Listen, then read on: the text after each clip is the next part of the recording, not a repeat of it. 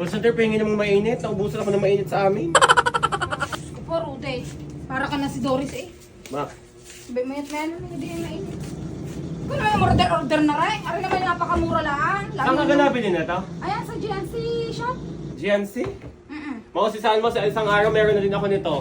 Huwag ka Malamang, magdamo. hoy. Tama-tama, ayan at mga anak ang kapatid mo laging kailangan ng mainit. Ikibumili na yan. Parang ganda, no? May iba't ibang kulay niyan. Yes, hindi ka na magbubukas. Kasi igaganyan. Magaling. Pink ka pa eh.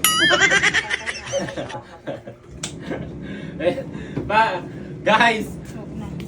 patubig na, pakape pa din niya. Yan. Si call center, nakita ko may thermos. Ay kaganda from GNZ.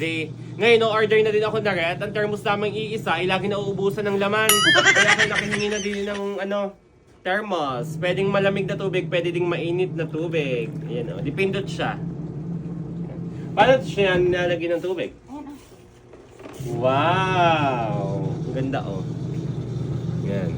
Guys, ilalagay ko din sa yellow basket kung saan order ni call center to.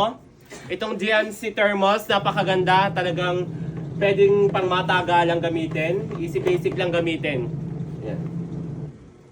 Dipindot lang siya guys. Lalagay ko sa yellow basket at sa comment section nang hindi na ako pauli-uli ng paghingi din ng call center ng tubig. Tingin ka pa eh. Walang kape.